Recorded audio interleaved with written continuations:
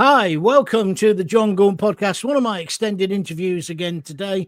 I'm talking to a guy called Chris Middleton. You probably say, who the hell's he? Well, I was like that myself. But if I said to you, he's the guy who did the Mud song about Starmer, then you know him straight away. He's also now saying some really interesting things ever since he got the sack, or did he walk out of BBC Newcastle?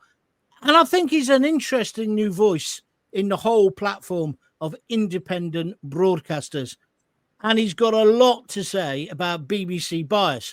A lot of what I've been saying for many, many years and often felt like a lone voice. So I'm delighted to say, welcome now to the Jon Gaunt Show, Chris Middleton. Hello, Chris. Hi, John. Thanks for having me. Anytime. Listen, tell me about, let's talk about the song first. I thought it was great, mainly because I loved Mud when I was a kid. But where did you get the idea from to do a charity single? Well, I actually got the idea originally on X. I saw just a random comment from someone basically saying that someone should do a Christmas single to raise money for the pensioners because they're going to be cold this Christmas because the government is cutting the winter fuel allowance. Let's raise some money for pensioners. And funnily enough, Lonely This Christmas by Mud has always been my favorite Christmas song.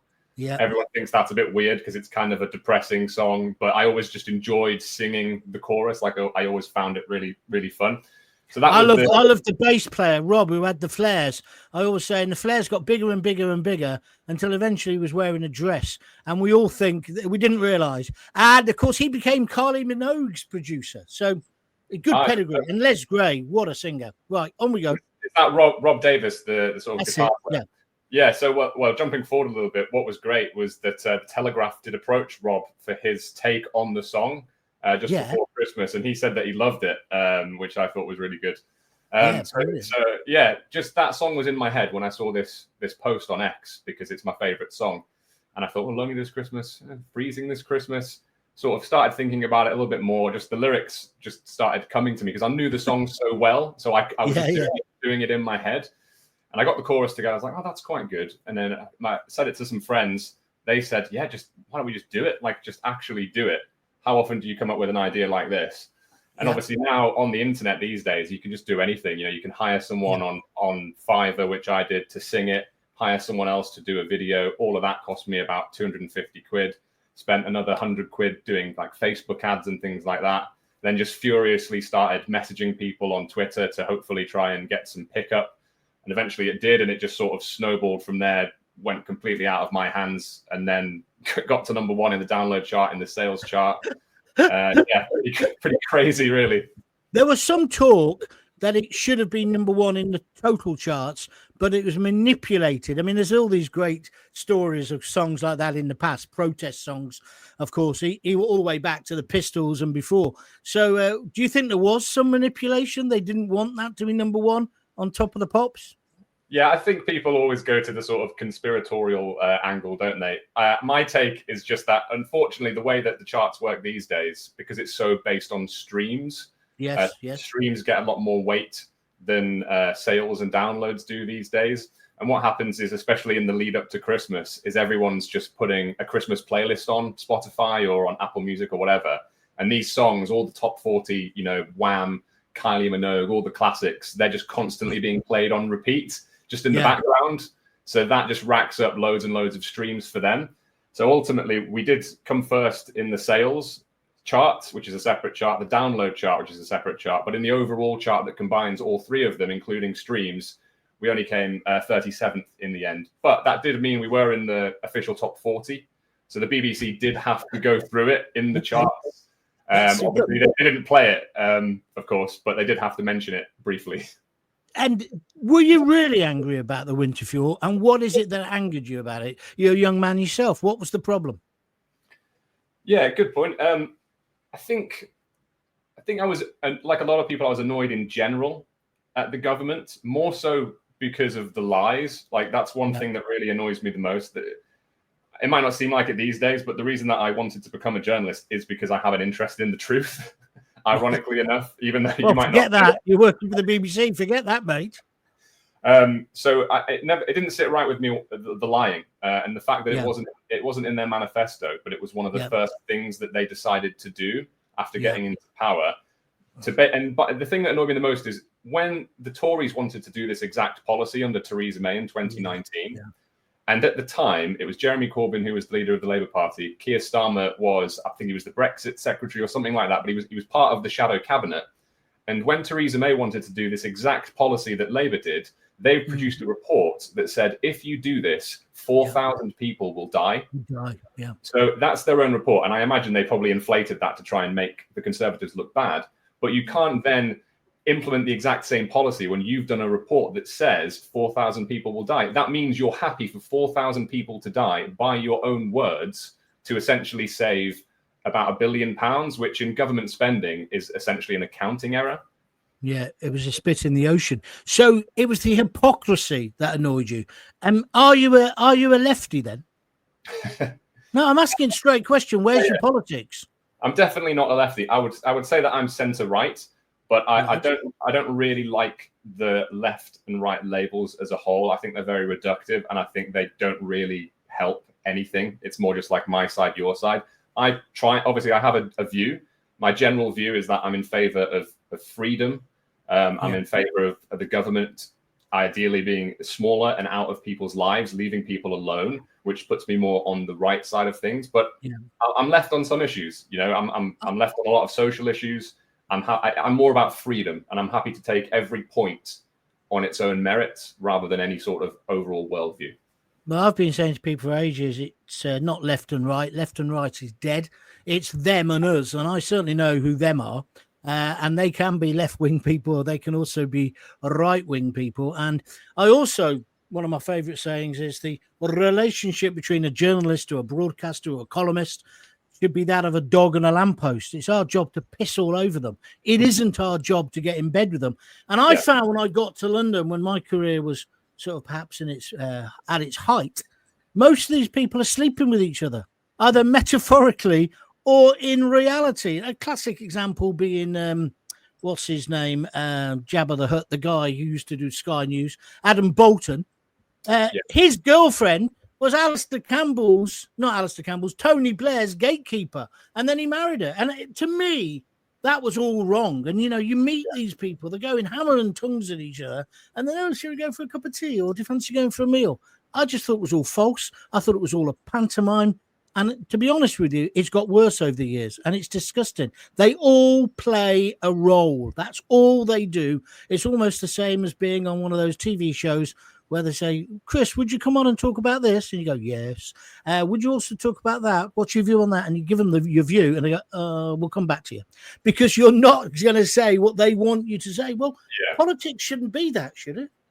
No, not at all. And that, when you were just saying that example there, the thing that sticks in my mind is a very recent one is Ed Balls, who now works for ITV, Good Morning Britain.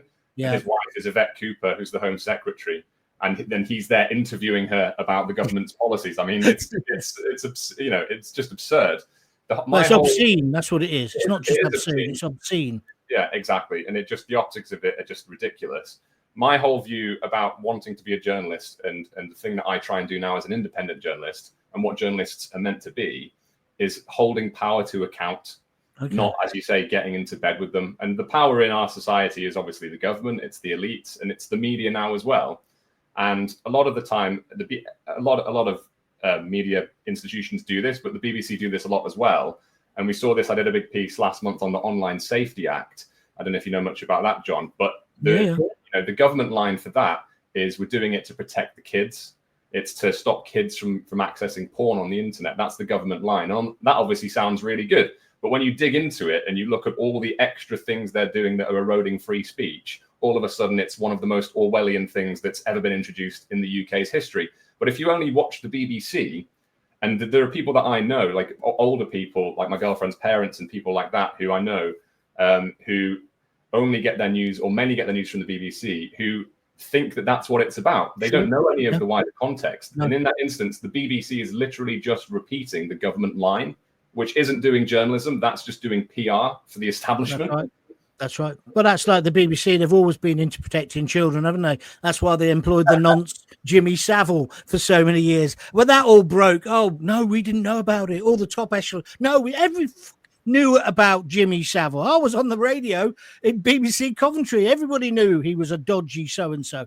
Absolute rubbish. We'll come back to the Online Safety Act in a moment. Let's go back to the Christmas single. It must have made you really pleased when policy, and I think your single contributed to it, when they actually dropped the policy. Did you celebrate? Did you think, my God, I've actually been part of something. I've achieved something there with my journalism? Because I say your song is journalism.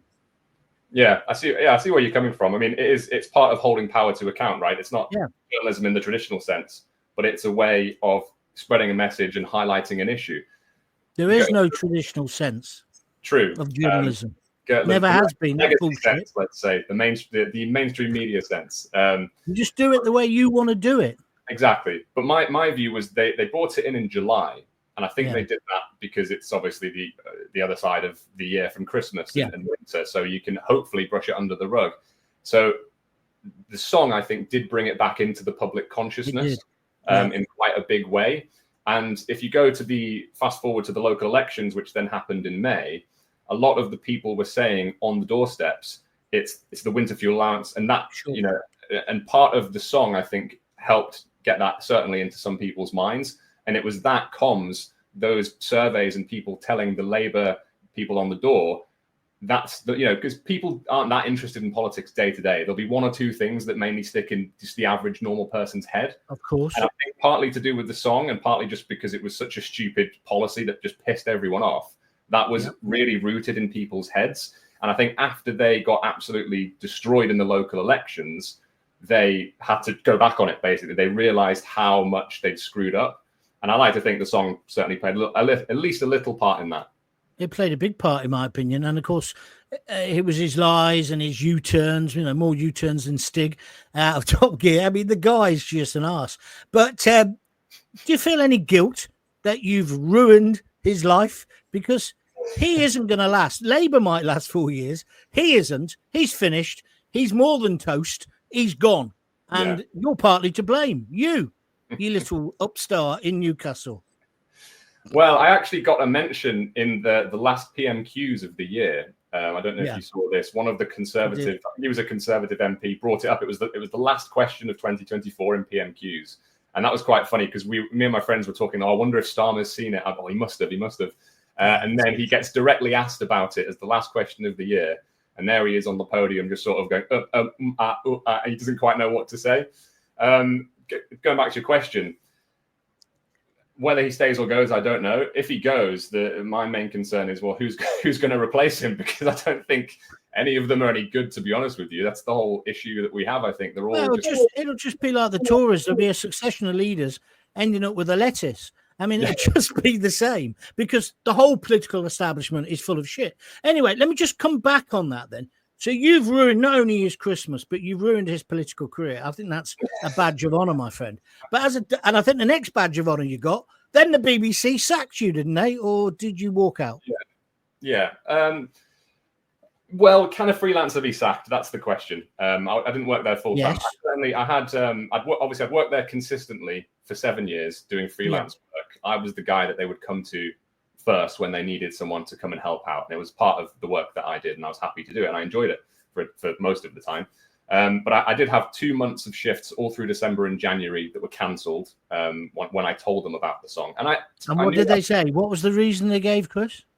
It was because of impartiality, because I was a journalist. I was a journalist broadcaster, and doing a political song, breaches my impartiality. So I no longer seem impartial. And I knew that would happen.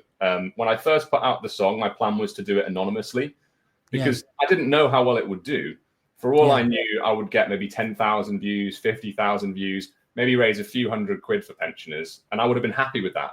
But when I started to get offers to go on to the media, I then made the decision of, okay, I now need to show my face. I need to put a face to this in order to push it as far as I can. And I knew when I told the BBC, I mean, my first appearance was going to be on GB News. And if you know anything about the BBC, it's that if you even uttered the words GB News, they sort of recoil in horror at you.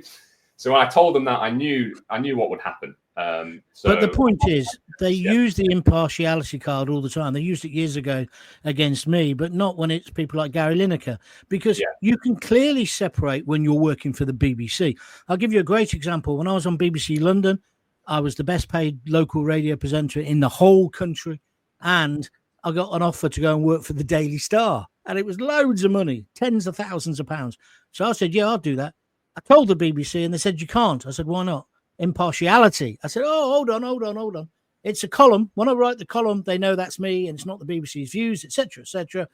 And I said, what about Vanessa Feltz? Because she did the show after me. And they said, Vanessa was famous before she came here. And I said, what a load of balls. Anyway, 6 weeks later, thank God, I got offered a job on The Sun, which was a lot more money. And I told them I'm choosing Mr. Murdoch's money rather than you lot. And they went back, to be fair to the BBC, the very upper echelons. There was a man called Pat Lockery who was in charge of local radio, the whole of it, the nations and regions. He was a grown-up about it. He knew it was rubbish. He knew these rules were rubbish. And what annoyed me about it most was the fact that they think the BBC audience is thick. They're not thick. They would have thought, that's Chris having a laugh. He's having a crack. That's all right. Doesn't mean he can't report on the fact that the sewage isn't working in fucking, I don't know, Jarrow or whatever, does it? You know, that's what people are like. People consume their media. They don't just get brainwashed. But, of course, the BBC, in a way, want to brainwash people. Yeah, well, this is the issue with the rules and the vague wording of words like impartiality, where the vagueness allows them to pick and choose when and where to apply it. The issue is when you only apply it in one direction, people see that, and then that is where the bias creeps in, and people do see that. You know, the listeners and the readers and the viewers aren't stupid. People are more clued in now than ever before, and they're more aware of it, and it's more obvious to them. Yeah, I think also with impartiality, where the dam began to break, with them being able to use that excuse, is the very thing that you and I are doing now. I'm in my bedroom, although it looks like I'm in a house with a grand piano, but that's called a green screen. You're in your little flat or wherever you live, and you've put a plant behind you because you're BBC trained, and that's what they always have, a plant pot in the background. So you need to stop doing that. Anyway, we're breaking it because now we can just get a poxy little computer, can't we? A microphone, and we're on the same level, and we can now tell our truth. And journalism should be about telling your truth. If you go back to the Greeks and drama, the bloke used to end up in the market square and he would tell his tales of the war. Then another guy would come along and they would create scenes, and then it became drama. It became theatre. It became the story. It became Billy Connolly telling his tales. That's what journalism should be. And people can raise an eyebrow and go, oh, that Chris Middleton, he's a bit of a right-wing so-and-so. But that's interesting what he's saying there. The audience is not thick, is what I'm getting at. Yeah, exactly. And I think that's now why you're seeing a lot more independent journalists rising on the internet, on YouTube, and on X, because people know what they like. You know, it is a marketplace, essentially. And there has to be different people that cater to different things. You can't just cover everything in journalism, especially as a single journalist.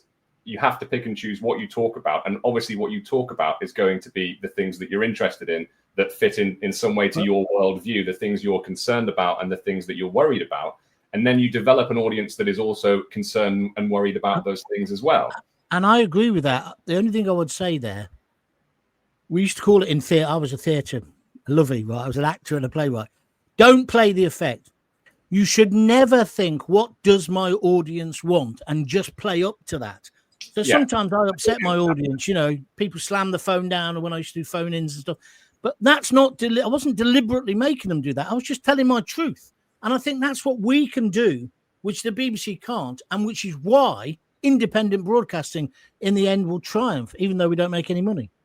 Yeah, well, Well, I sort of meant it the other way around, whereas an audience capture is a big issue, especially on the internet, when you start to see getting views for talking about certain things. I meant it more the other way, where for me right now as an independent journalist, I'm trying to focus on free speech, which I think is one of the most important issues in the country at the moment. It is media, free speech, which ties into the other areas, which is media bias, narratives, and government lies, basically. They're the main issues that I'm concerned about and I want to cover and write about. So I will naturally, over time, build an audience of people that are interested in those things, because that's the way it works. It's, it's like newspapers in the country. People always have this idea that it's, the right-wing press, the Daily Mail and the Sun are causing people to hate immigrants, for example. Yeah.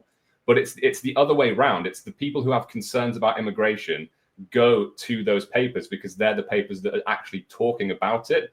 Whereas most people see it as the other way around, that it's the newspapers influencing the people, but they're just catering to a market that has interests in those topics. And then those people will come to get that information because that's what they're concerned about.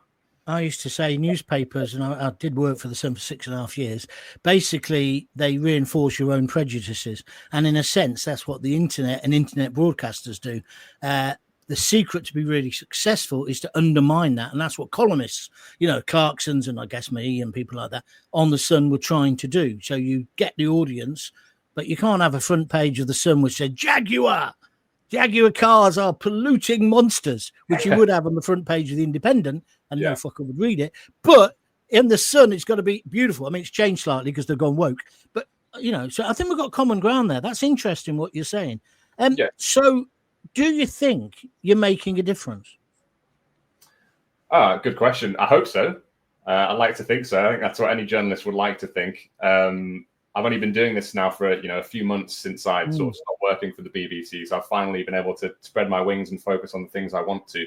The good thing about places like X is that what I've learned is if you put out good information, if you can and write something that's in depth, that's giving people information on a topic, then the algorithm, if the algorithm likes it, it'll blow up, 10, 20, 100 times more than the followers that you have, and the reach gets out there. So I think that's why, Elon said about X, we are the media now. And I think that is certainly true because the algorithm is clearly designed to put forward the content and the ideas that people are interested in. And if you can put out good information, pray a little bit to the algorithm gods, then you can get yourself out there and make it. And how do you turn those impressions into followers? Because your numbers aren't great, are they? But your numbers for individual videos or things you do, as you say, can explode exponentially. Well, exactly. But then how do you get them to start following you and build your audience?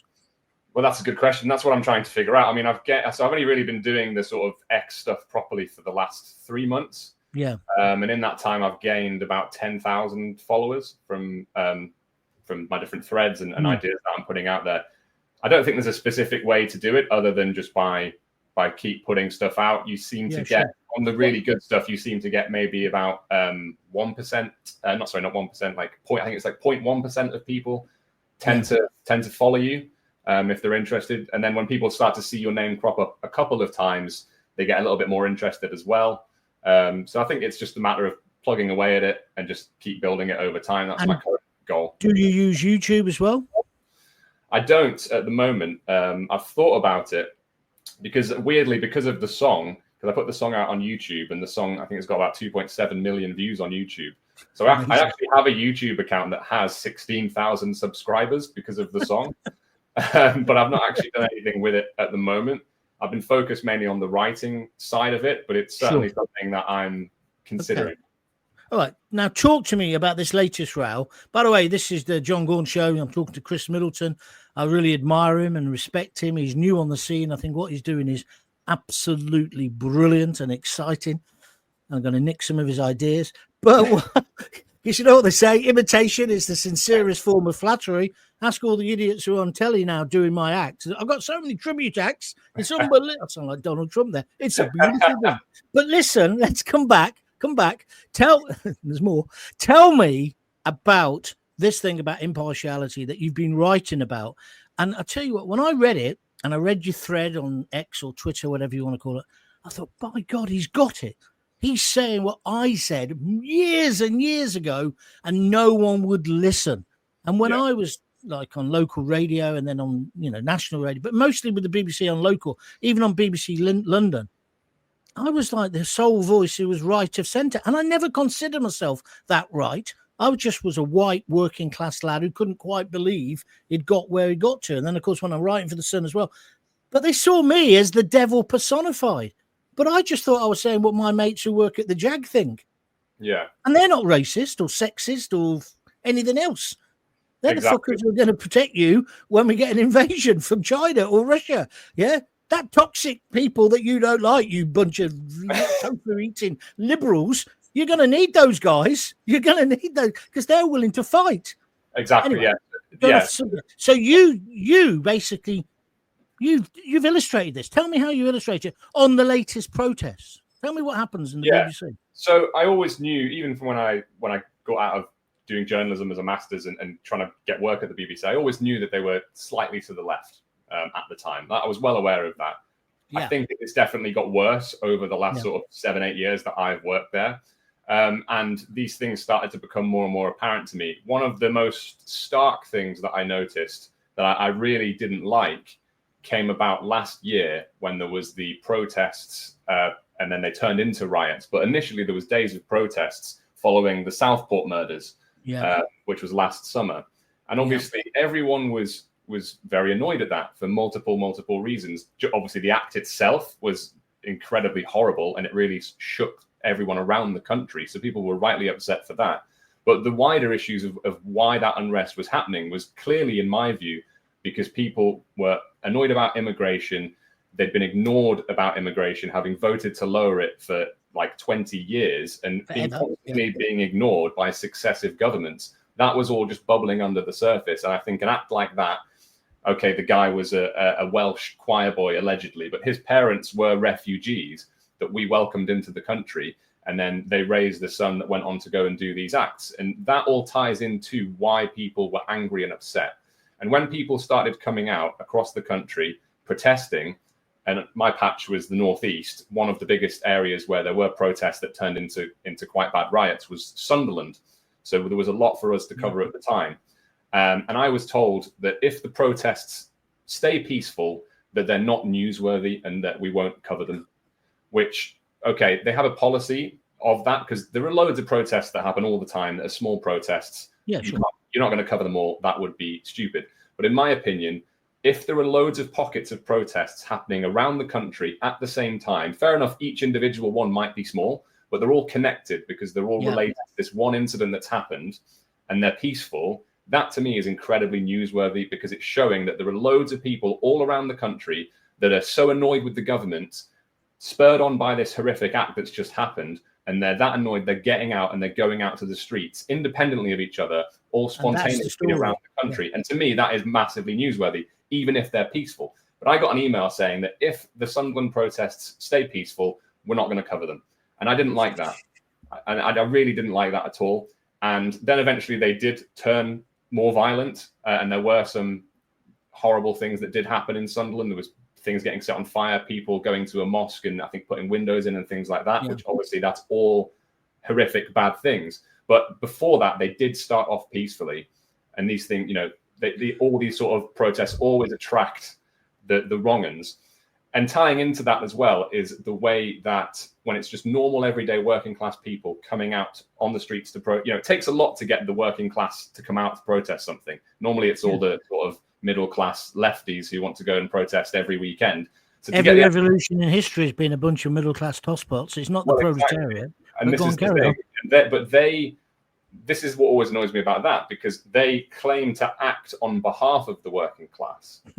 But in reality, when the working class actually speak up and tell them what they think, they are just immediately far right.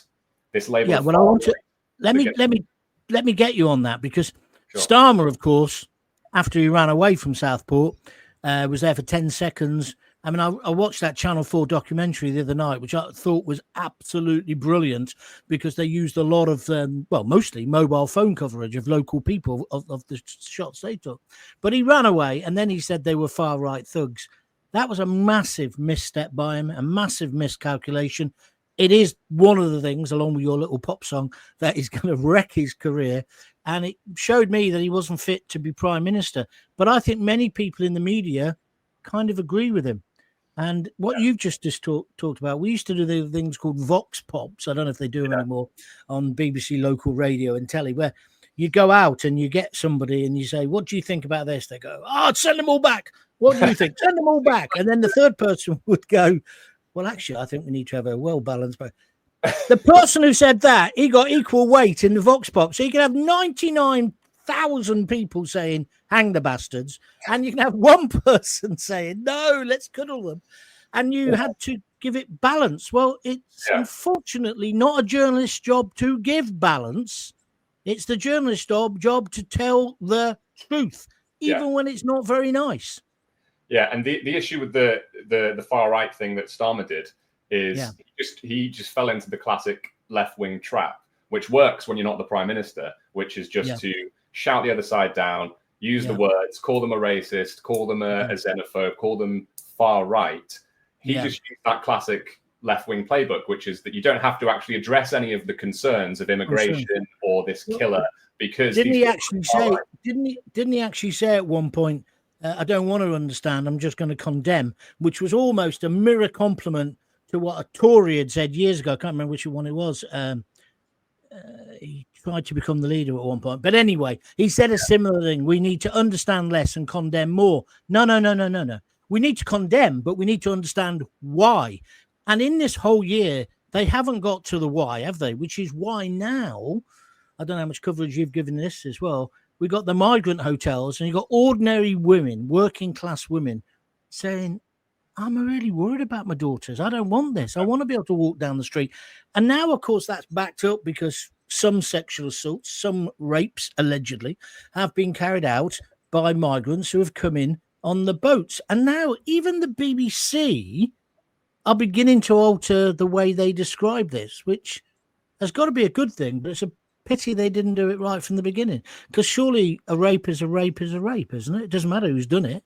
Well, of course. And I think the optics of putting the women front and center now, that making it a women's safety issue, having the women doing the main protesting, women and children, families, that's a great move from the protesters, because if it's just a bunch of rowdy men, it's very easy for the government and the media to say, oh, look, it's just this is the far right. It's a load of men just want to get aggressive. It is the gammon with beer bellies. It's not, even if it is just like normal working class blokes from the pub who are pissed off. It allows the optics of it allow them to say it's the far right, but you can't say that when it's just a bunch of women wearing pink. That you would obviously look ridiculous to start calling them fascists and racists and all this, because they're clearly doing it for the reasons. So that's great optics, in my opinion, from the protesters. You talk now about the BBC sort of softening things. I just did a thread yesterday. I don't know if you saw it. So I did my thread 2 weeks ago about BBC bias and the protests. And it was talking about how they cover the protests differently. How if you look at the historic protests about BLM, about climate change, about pro-Palestine, which are clearly things that the BBC worldview agrees with, they will always go into depth about why these things are happening. They'll talk to the protesters. Even if there's violence happening in the protests, they'll still go above and beyond to talk to reasonable people, try and get their views, give the background on why it's all happening, and be sort of favorable towards them. But when it comes to any protests against immigration, you just never see that at all. And following a few days after my thread, I don't know if they saw my thread and it's related, or if they were just going to do this anyway, they put out a piece which on the face of it seems like it's giving sort of more balance. It's going more into depth. I read it. The first 4 sentences, I thought, bloody hell, who's written this? Somebody's got in. Yeah, but so the woman that they talked about in that, a woman called Orla, they sort of made her the main figurehead of it. And the day after that was published, she contacted me directly and said, I'm absolutely furious with the BBC and the way that they've portrayed me in this article. So I was like, oh, okay. I sort of gave it a brief read and I thought, oh, it's a bit balanced. You know, they've given a bit more history and background to it. After she contacted with me, I reread it again and I thought, oh, God, yeah, they have kind of made her sound like a massive racist, basically, if you sort of read between the lines. So I spoke to her the other day, interviewed her for about an hour, and she told me all about what had happened, how the BBC had twisted what she said. And I put out a thread about it yesterday, detailing all of the ways that article uses these subtle bias techniques. You know, there's nothing overt about it. On the face of it, if you don't sort of read between the lines and read it with a magnifying glass closely, and you're not aware of how these techniques work, it can seem like they are giving both sides. But there's very subtle ways that in my view, they've smeared her, essentially. They've put things together. They've not told a lie, but they've put things together in such a way that just someone reading it casually would be very easy for them to associate her as being a racist, as being a Nazi. And as a result of that article, as a direct result of that article, she started receiving death threats. She started receiving abuse. And, you know, this is the national broadcaster. The BBC has a duty to be fair to everyone and to all views. And she's literally received death threats as a direct result of that article because they've misrepresented her. And I just didn't think that was fair. Is it an impossible task for the BBC in the multi-platform, multi-streaming world, you know, citizen journalists, GB News, everything else that's going on? Is there a place for the BBC?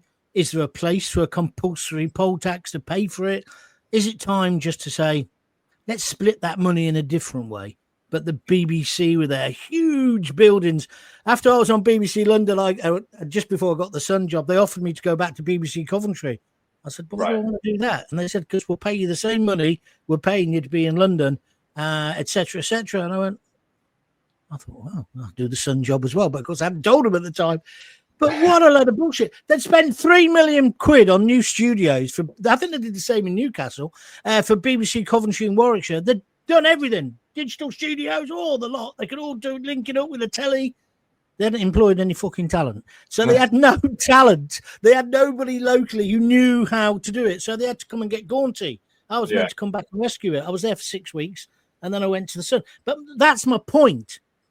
They're playing catch up if they're playing anything, and it's impossible. I say scrap the BBC, and it breaks my heart because the one thing I used to say, I'd scrap the whole of the BBC apart from local radio. But the more local radio I'm listening to now, it's Sub Radio 2 1960, and it's kind of the Carpenters experience. And it should be all talk. If I listen to BBC Newcastle, I should be saying to you, Chris, what the hell are these Geordie bastards talking about? And if you listen to Coventry, you say, what's all that about, John? It should be that local, and it's not. Scrap it. Sorry, over to you. No. I had a sort of similar view, I think, about the local stuff. But now they've neutered local radio so much that they basically are all the same around the country. They're kind of just cookie cutter. There will be the odd local thing that's in there clearly, but all the music's now the same. All the playlists are the same in the music, so that's completely pointless. What's the point of having local radio if you're then just going to come up from on high and say these are all the rules of how they have to be the same? That's just very stupid. My view on the BBC as a whole is that the point of having stuff, it's separate from the government, but the point of having things that are public. No, well, semi. But the point of having things that are public is it's to fill a gap in the market. It's something to cater to something that the market can't do. And as we've seen over the last 10 years, local news has really fallen by the wayside because there's not very much money in journalism anymore. All of the local papers were bought up by the Mirror and a couple of other companies. Just talking about that. The Mirror's websites for all the local newspapers, none of them work, and they're crap. And it's all just big pictures, isn't it?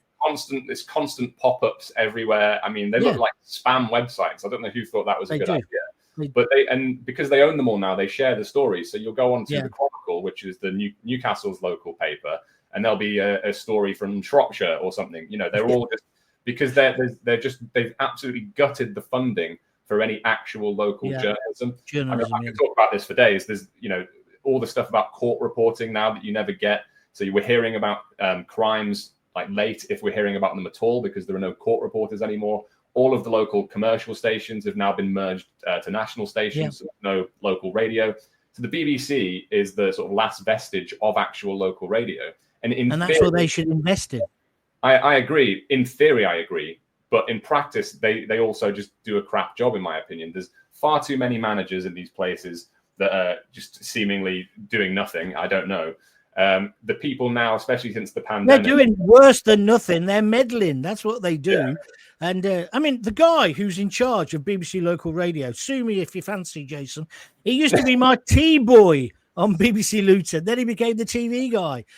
Jason Horton, his name is. He's gone on. He's got the Armani suits. He's had to have the big waistbands, because he's put on so much weight with all the free food and the freebies, and et cetera, et cetera. And he's absolutely wrecked BBC Local Radio. Like I say, Sub Carpenters experience. And then going on to national radio, I'm ever so sorry, but Radio 1 and Radio 2 could be provided by the commercial sector. And this is the one that really upsets them, Chris. If you love the Today programme, and people go, I love the Today programme, I couldn't live without it. Well, pay for it then, you knob. You know, they could pay for it. Hey, they got 8 million listeners. Get them to pay for it. Radio 3, we've got Classic FM. GB News. Talk Radio that I used to work for, Talk Sport. They do the football just as good, if not better, I would argue, than Radio 5 Dead. Get rid of the BBC. I'm sorry. Get rid of it. I don't disagree, and especially because you're being forced to pay for it even if you don't watch it, which is the way the license is set up, which is ridiculous. And they always come out with this line, don't they, that, oh, well, the BBC provides X, Y, Z with vital service. Here's what we do. This is why we're so good. But the response to that is, well, if you're so good, put yourself out in the market then, and let's see if people want to pay for you, because there are commercial people doing all of the same things the BBC does. So if you are that good, people will be willing to pay for it. And I think they'll find all of a sudden their budgets will be cut by about 90%. Glastonbury is a prime example of that. I mean, they take 500 people there. I mean, again, my other T-boy was Ben Cooper. He became the boss of Radio 1, right? And then he worked for Virgin or whatever. He got caught up in some big story where they had 500 people at Glastonbury all on the piss. This was a few years ago. Right. And then this year, surely that could be sponsored. Likewise, Match of the Day. They stand in front of that board and talk about the Barclays League or whatever it is.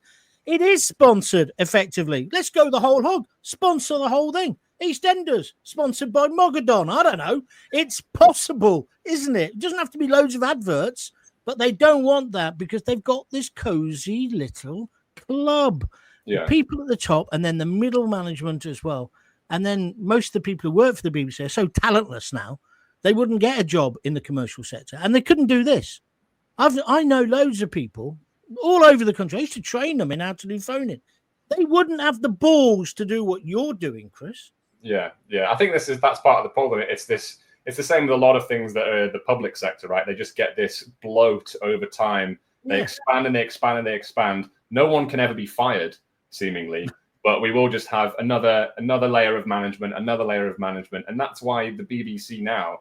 I mean, the BBC could probably operate the same and just do a sort of Doge cutting of the weight, in my opinion, and operate much more leanly and still do the same thing if it was run correctly. But the problem is, because they have the license fee, that money, they just get that money for free. They don't have to do anything for it. At least if you're running talk, you have to in some way actually give your listeners what you want, or what they want, because you have to make money from them in order to keep going.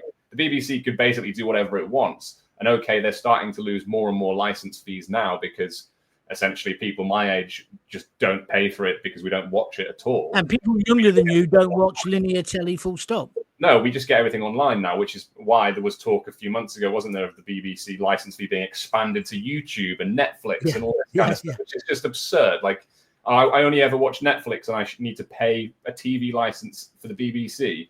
I mean, if you say the word TV license to someone in America, for example, they think we're a totalitarian dictatorship. Like, you need a license to watch TV. It's so anachronistic. It's just... Okay, let's move on from that. This is fascinating. I'll let you go in a minute, but I'll tell you what, it's great to meet kindred spirit. I don't think we agree on everything, but it's interesting. Just before we leave the BBC, let's just go back there as well. They promote people. This is what they do, to their level of mediocrity. Yes. Once they know that's as good as you can get, which is why the middle management are also jealous of presenters. There's the famous story about Terry Wogan. He used to get to work, get in the lift. As he went up in the lift, as the doors opened to his studio, right, they were playing the intro jingle, and he'd sit down and he'd go on with the blarney. Everybody would love him. It was totally anti the BBC, totally. You can't teach that. It doesn't come out of a book, and they hate it. And the middle management who can't present, and if you ask any of them at Newcastle, they probably all wanted to be presenters, and they all failed. Why? Because they couldn't talk through the screen, through the microphone, through the wall, to the punter in the street. Okay, let's go back now. I want to just finally sort of talk about free speech, because this is what the BBC should be providing. It's what the government should allow, and it's disappearing under a Labour government, which that makes it even more bizarre. Well, they're not a Labour government, are they, in that sense? Where now for free speech? How do we have free speech? Yeah, I mean, where do we even start there? Free speech, the birth of free speech, it's an English invention, essentially. The original concept of, if you go back the history of philosophy and John Stuart Mill, and the idea that everyone should be free to say whatever they want because you need to have that in a society for it to function in order to develop the best ideas.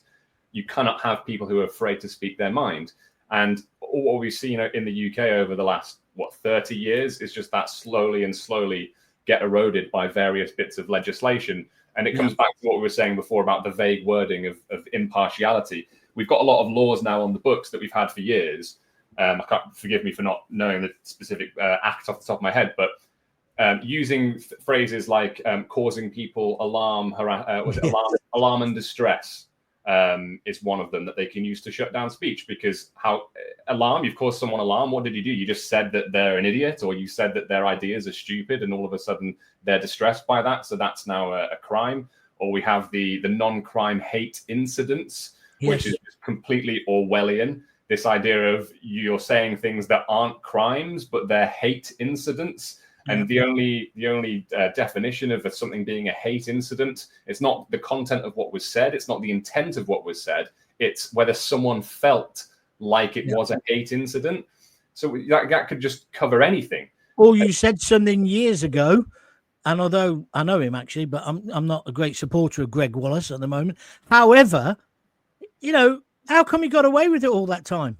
Big Ron Atkinson's another classic one. What he said on Sky TV was wrong, but he'd obviously been saying similar things for a long time. No one picked him up on it. And then you can get picked up, and that's what I'm trying to say.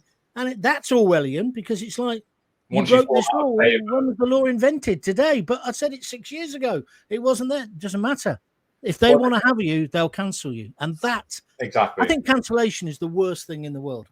It's very, very damaging, because, people commit murder and go to prison for 20 years, and they come out and they're ostensibly forgiven. You don't 7 years later, whatever. They've done their crime, they've done their time, or any lower level crime. People go to prison, you do the crime, you serve the time, and then you come out, and we consider you to be, reformed in a sense that you can now be part of society. But if you said something bad 30 years ago and it just comes to light now, your entire career can be ruined, essentially. Whereas, a murderer from that time would have since been forgiven. So this whole thing of speech and going back and policing speech, and did you say one thing slightly uncouth? It's ridiculous, and it creates this culture where people are trying to get people cancelled. They're going after people. This is what happened with Orla, who I was talking about before. The BBC portrayed her as a racist, and then people started going after her job. They were emailing her employer, HSBC, sending emails saying, "Did you know that your employees are racist?" Trying to get her fired for words that she said and words that were actually misrepresented by the BBC. None of this should be happening. None of this would happen in America, because they have their free speech protected. I was going to ask you that because it feeds naturally into that. J.D. Vance, of course. I don't know if you read his book. His book is outstanding. Forget the film. The film's good as well, but the book is brilliant. I read it years and years ago. There's a kid, hillbilly, essentially, pulled himself up by, I was going to say his bootstraps, but he never had any fucking boots. He had no shoes. He had nothing. And look at him now. And if he was a black person, he'd be lauded. No liberals would be criticizing him. He was a white working class kid in the Appalachian Mountains. Anyway, I digress. He's been going on about free speech, along with Donald Trump, of course. And I was going to ask you, do we need to get it enshrined now? Well, if we had a constitution, if we had a written constitution, do we need that? Is that where we need to get to? I think so, yeah. And there was a report that just came out yesterday as well from the Secretary of State in America, a report into the UK saying that the UK is losing its human rights, essentially, because of the Online Safety Act and other things that are stifling free speech. The issue always with the UK is that we never have a written constitution. We just have 1,000 years of customs and traditions and things being built upon one thing after another. And historically there was this idea that those things have been built for a reason, and you shouldn't meddle with them, or you meddle with them at great peril. And we've seen in the last 20 or 30 years, a lot of those things have just been stripped back a lot. And that's been allowed because there is no written constitution that prevents governments from doing it. If Trump tried to do something that threatened free speech, he would be arrested or he'd be impeached, immediately. And that would be shut down. But because ours is just unwritten, it's done through tradition, it's done through the norms of hundreds of years that have been built up, the government can just basically do whatever it wants. Whether we can get to that in some way, I don't know. I definitely think we should have some sort of constitution that enshrines the basic freedoms of our country that prevents any government, or, you know, I don't know exactly how the constitution in America works. They can amend it and change it, but I think they need like 60%, 70%. They need a very high amount of cross-party support to agree it. But it's very difficult to change those things. And that's how it should be, because those are the basic freedoms of the society. And this is now why we're seeing, in my view, a lot of Europe, including the UK, is starting to drift back towards authoritarianism, when we were the ones that started freedom and liberalism in the first place and then exported it to America. They were just able to codify it because they took the ideas and created the country from scratch. I don't know how we would do it. I don't know if it's possible, but I would absolutely love to have the basic freedoms of a liberal democracy enshrined in a way that means it's very, very difficult for governments to change them, for sure. Right. I'm talking to Chris Middleton. Going to leave you in a moment, Chris. Just before I go, this is the Jon Gaunt broadcast, whatever you want to call it. You know how to follow me on YouTube, Twitter, Facebook, X, and the rest of it. And don't forget to donate to keep it going, because we ain't got our BBC fat salaries anymore, or even our TalkSport, even fatter salaries, or the Sun's massive salaries. We ain't got it, but we're still good. Before you go, what next for you? Because some people say, well, you've pissed on your chips with the BBC. What are you going to do next?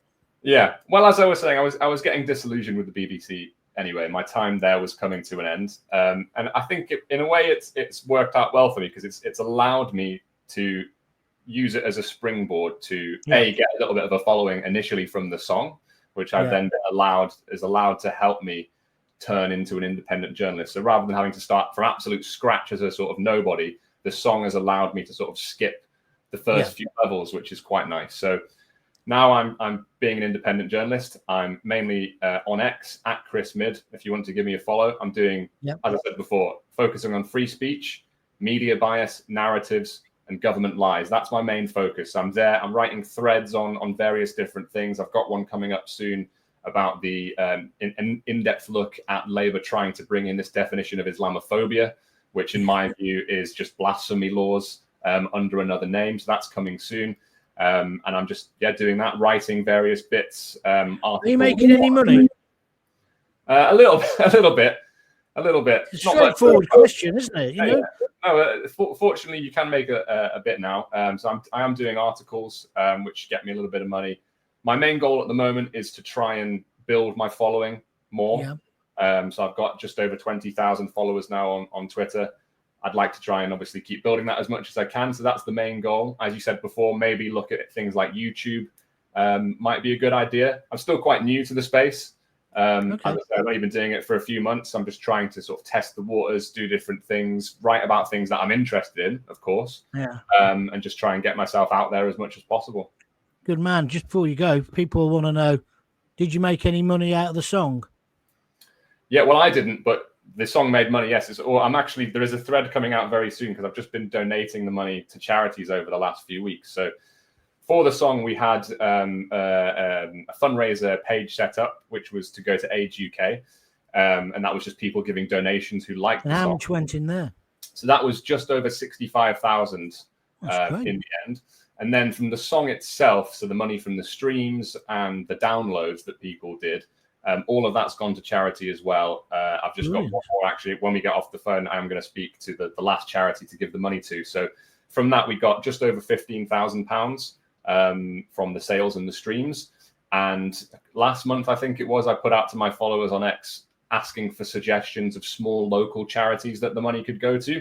So a lot of people were kind of not annoyed, but they were just saying, AIDS UK, fair enough, it's a charity, but half of it's going to go to the CEO's salary, some of it's going to go to tax, and actually we raised 65 grand, but how much of that is actually going to help pensioners? So I thought with the 15 grand, find 10 small local charities that are just ran by volunteers, put that out on X, got about 300 suggestions from people. Had to go through all of them. So I've been in the process of doing that. So there's going to be a thread coming in the next few days detailing where all that money's gone. And what's the Christmas song this year? You must be tempted to do another. Well, I was hoping, obviously I'm glad that they went back on the cut to the winter fuel allowance. It would have been nice just to be able to re-release it, maybe do a new version. I was thinking maybe try and get Rob Davis to come and do the guitar if they hadn't done it. But now they have reversed it. well, we'll see in the budget in the autumn, because they've apparently got this £50 billion black hole now that they've created. So maybe they'll have to go back on it again. Who knows? I had a suggestion for you. Oh, yeah. Obviously coming from Coventry, the Fun Boy 3, the lunatics have taken over the asylum. It would sum up Starmer and his bunch of gangsters, don't you think? Yeah. Well, the one I have had a few ideas. I've been reticent to actually pursue them, just because the first one was such a big success. I wouldn't want to just come out with something crap and then everyone's like, "Oh, here's this guy trying to push it." But one of the ideas that I had was, what's it called? We Didn't Start the Fire. Yeah. Is it Billy Joel? Bruce Springsteen? No. Bruce Springsteen, yeah. One of those. I always get them confused. But it was going to be, I don't know if you know how the song goes, but it's like, "We didn't start the fire," which you would keep because, the country is a fire. And then the refrain would be, "It was all the Tories, it was all the Tories." They always blame the Tories for everything. And I thought it would be good because the actual, the way that song goes, it's just like a list in the chorus. It's in the verse, it's a list of just things. So I thought there could be some clever way to just list all the stupid things that they've done, but I didn't pursue it any further. But I thought it was a decent idea. It is a decent idea. It's been a real pleasure talking to you, Chris. I wish you all the best. I think what you're doing is really, really important. And it was just dead interesting that it isn't just about broadcasting with you. It's obviously the writing and the way to make that happen in independent journalism. Thanks for joining me. Hold on there. I'll come back and say goodbye to you in a moment. What did you think of him? I thought he was really good. Really good. You've been watching the Jon Gaunt podcast. I've been talking to Chris Middleton. I'm back tonight for the normal ranting monster show at 6:30. Hope you can join in now. Then we had a great one yesterday talking about the 60s and not being a kid and growing up and the difference between that and now. It's going quite well. Just a quick reminder, the piano in the background is a green screen, so I still need your donations. You can buy me a cup of coffee, www.buymeacoffee.com/Jon Gaunt, or just donate by pressing that little $sign on the YouTube video. If you've been listening on a podcast, feel free to come back and subscribe. Subscribe doesn't mean you have to pay. It's free. Subscribe to the Jon Gaunt TV channel on YouTube, and then you'll never miss one in the future. Been great talking to you. Great talking to Chris. What a breath of fresh air he is. Until we meet again. If you've got kids, give them a kiss. Give them a hug. Hey. Don't forget to tell them you love them. See ya.